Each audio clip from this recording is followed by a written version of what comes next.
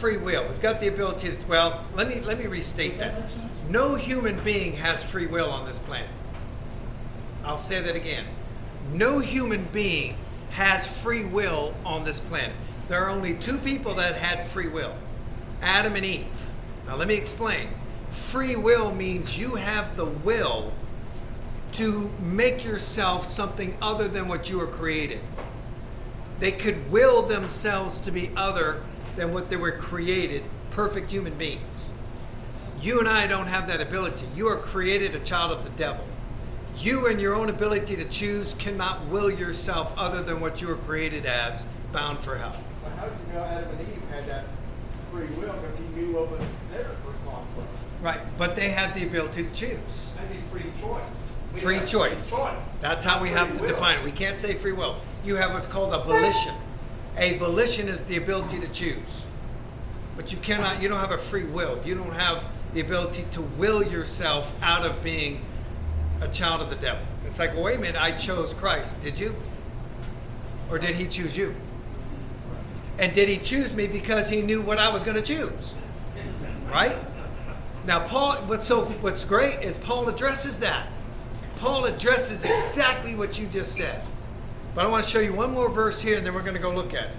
Now, jump to chapter 6, verse 44. So you see what Jesus said. All the Father has sent me will come to me, and all who come to me I'll by no means drive away. And then he says in verse 44, now watch, at this they begin to grumble in verse 41. They start grumbling at Jesus. Go, wait a minute. Because Jesus said, the reason you don't hear me is because your ears aren't open. The reason you don't understand. At this they began to grumble about him because he said, I'm the bread that... Verse 42. They said, is this not Jesus, the son of Joseph, whose father and mother we know? How can he now say, I came down from heaven? Stop grumbling amongst yourselves, Jesus answered. No one can come to me, no one, no exceptions, can come to me unless the Father who sent me draws him. That Greek word is akuo. It means to wound. It means to drag. It means to beat up and to wound and to drag.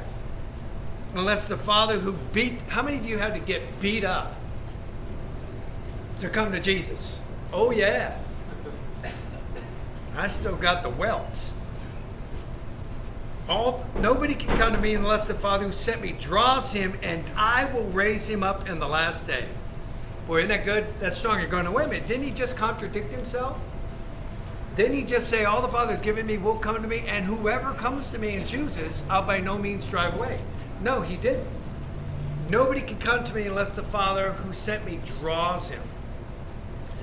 If you reject Christ, you have been drawn. You have been wooed in a sense. Since the beginning of the world, his invisible attributes, his eternal power and divine nature had been clearly seen, being understood through what has been made, so men are without excuse.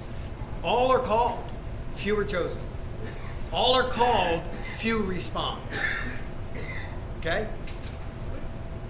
Wouldn't the whole idea of heaven kind of be moving if you allowed people to come to heaven who didn't believe?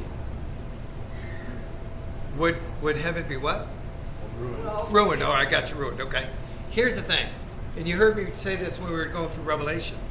Everyone is in hell with no one to blame but themselves. And everyone in heaven is there with no one to thank but God. Because if we're left to ourselves, now listen, and this is what Paul, go to Romans chapter 9. This is what Paul's going to say. Now watch this.